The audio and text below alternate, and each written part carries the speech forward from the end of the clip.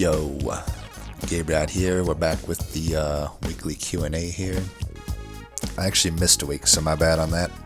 But let's keep this going here. We got the topic for this one was, what was your most hated boss?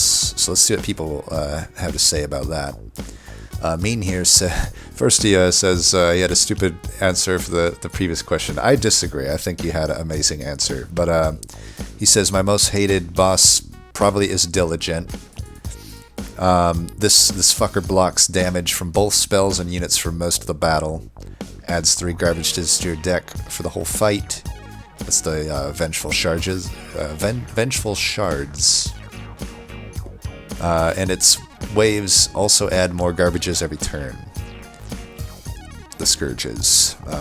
Diligent's gimmick also makes trimming your deck much more scary. And it's ridiculous that for just one fight you have to stop removing spells or have to add more spells. While for the other fights on the same run, the opposite is preferable. Melting is probably the clan to counter Diligent. Resin removal to both removes stealth and spell shields. You rely on the sheer number of units more than the number of spells, so the Spell Eater gimmick is minimum. Honorable mention, Pushback Talos, Garbage Fell, all 3 bosses of Ring 5, yep. And Sweeper Bird is easy one there, and Party Boy. It's all very good honorable mentions right there. Also, I'll add just another point I hate about Diligent. It blows my mind that he both gets stealth and spell shield. That just aggravates me to no end, because it's like, as you kind of said, at that point, melting really only has the direct counter to it, to just remove those buffs. But like, if the spell shield wasn't there, you could at least have builds where you basically just kill him with spells, which to me should be possible when you're already getting your spells burned and he's already stealthed. It's like, I really hate the fact that he gets spell shield. I really don't think that Diligent should get spell shield. If anybody should get it, it should be what's his name? Seraph the Temperate, because Seraph the Temperate is so damn easy. And it would make sense that he has damage shield and spell shield, like give him just this sort of extra protection. Jawworm says, probably Scourge Fell for me. Those 2-cost blights every turn along with all the absolvers can really wreck you if your setup requires setting up on the top floor. You sometimes have to take Ember in Ring 3 just so you don't lose to him, even if you don't otherwise need the Ember. Honorable mention to Nephil. There's just such an absurd power difference between him and Living Armor. True dat, true dat. The Ring 7 fights in general can just end you if your setup requires a few rounds to ramp up. The Penitent and Conduit Masters with Nephil are 2 of the most scariest fights in the game. Yeah, multi-striking Nephil is no fun. I also wanted to mention that I would almost always prefer to face Crystal Cloak over Self-Made Harvey. I think I agree with that. You just have to plan ahead for Crystal Cloak, making sure you can drain some stealth on lower floors if you can't take the stealth on your main floor. I'll often delay some purges of Train Stewards and other needed units until after Ring 5 just for that fight. Definitely. I used to be... I'm less gung-ho about early purges of Train Stewards specifically because of Crystal Cloak, and actually the next guy we're going to get to, I owe that to. He really kind of opened my eyes to that. Roll Fizzlebeef, who's also Mr. Papa's Penguins. Yeah, Scourge Fell. Definitely out of Ring 6, easily the one I hate the most to see.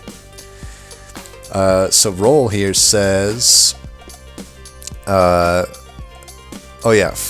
some good point out to the graphs there. Sorry I don't have any graphs for the current one, but maybe for the next one I'll have some. Comments for the current topic. Root Seeds being that much better when not attached to Wildenton suggests that maybe Wildenton is the problem here, not Root Seeds. Yeah, I kind of agree with that. I miss Sweep Wildenton being my first choice pick pre-DLC. Yeah, he was solid pre-DLC. Just a stack defense and you'll kill anything in the game. Wildenton is much more likely to be a liability now. I consider Plinks significantly worse. So he's talking about the previous topic, by the way. I consider Plinks significantly worse post-DLC versus vanilla. My reasoning would be pre-DLC, either a plus 20 upgrade on Plink, guaranteed that it would kill any backliner in the game, outside of armor spell shield trials. So applying the guaranteed magic shop damage upgrade removed a dead draw from your deck. Now Plink is much more likely to fail late game, as even plus 20 is no longer enough to pass rings rings 4 and 6. Mid-game plus 10 fails against 15 health sharded stealthers, and it's absolutely terrible against Divinity's wide waves and spell shield. I will say, you know, Plink definitely sucks against Divinity. I don't know, I can't put my finger on it, because, like, for the same reasons that you just listed off, I basically don't like Ice Storm, Ice Tornado, or Excavated Ember anymore. Yet, I find myself not hating Plink so much. I still think I like it better post-DLC. I can't really argue with any of the points you brought up here. I guess I just find it is pretty strong up until the Divinity fight, especially if you can get Extreme Stone on it. And I still think just the good old Surge Stoned Plinks in particular end up just being pretty okay. But, you know, I still don't love Plink by any means. As for the next topic, the real question is, do the wave mini-bosses from Last Divinity count? I'll allow it. Typically, if you can beat the wave 3 Harvesters and wave 4 mini-boss, you can just beat Divinity. Joking aside, it'll be interested to see which boss gets the most hate, either for being boring, Porcupine, yeah, most forgettable boss in the game, easily, or OP. I'd expect to see Stealth Boss make the list for a lot of people, and Scourge Fell. So far, Scourge Fell has made it. Stealth Boss hasn't been anybody's number 1 yet. For me, I'll throw in a vote for Ring 2 Sweep Boss. I like the concept of Reaper Prince and Sweep Tethys a lot, but both get wrecked badly by Sweep Boss, which makes it really dicey to pick them Ring 1, especially if he's paired with Ring 2 Curse Givers. Good luck drawing the answers you need. You may need to see the bottom of your deck.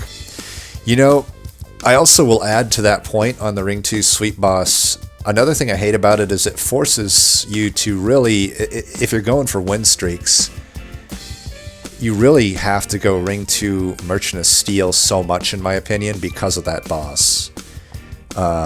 You know, if you get stuck, if you have a squishy champ and you get stuck with a squishy banner unit selection, if you go the Merchant of Magic side, you know, I've mentioned this before, but it's almost a guaranteed loss against Ring 2 Sweep Boss, you know. Think like, say, even a good Ring 1, or like Imperialist Shardtail, who's usually pretty good the first few rings, is not very good at all against Sweep Boss. And if you get stuck with like that and a Branded Warrior that you can't upgrade, or a Horned Warrior that you can't upgrade, you don't even get an Imperialist proc because your stuff gets killed by the Sweeper.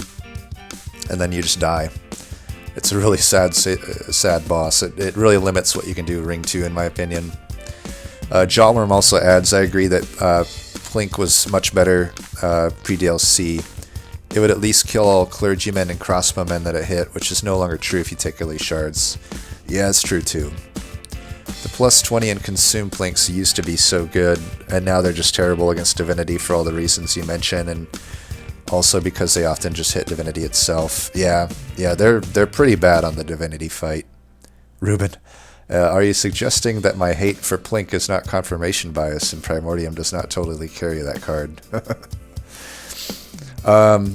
No, I would never. So yeah, we didn't get a whole lot for this one, but you know, that's fine. We got some good comments here. Definitely enough to talk about. For me, and I know I should have prepared my data screen here, but you'll just have to trust my word on it.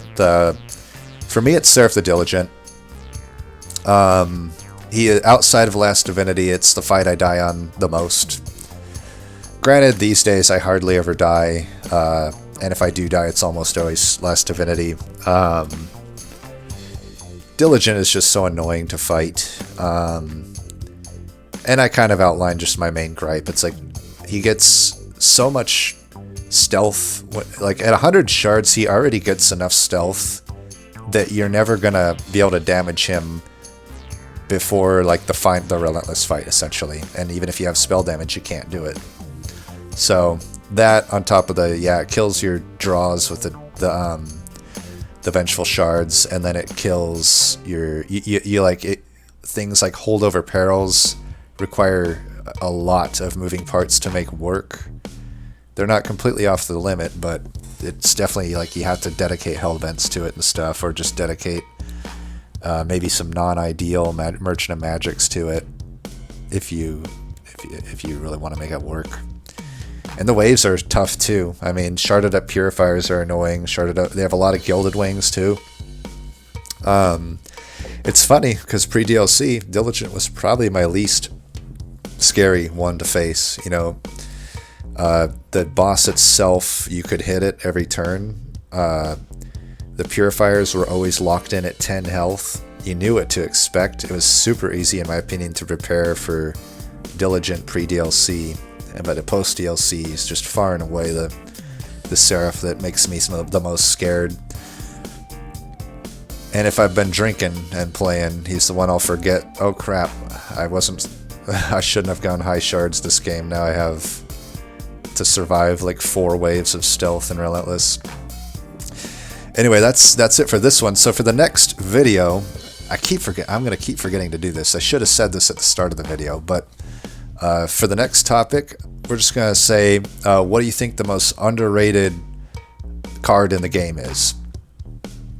And hell, how about overrated too? Let's say underrated and overrated. Give some, both ends of the spectrum here to talk about. And then of course give your justifications. You can list multiple if you want. If there's a lot that's been on your chest that you need to get out, let's have it. Anyway, as always, thanks for watching, and until next time, peace.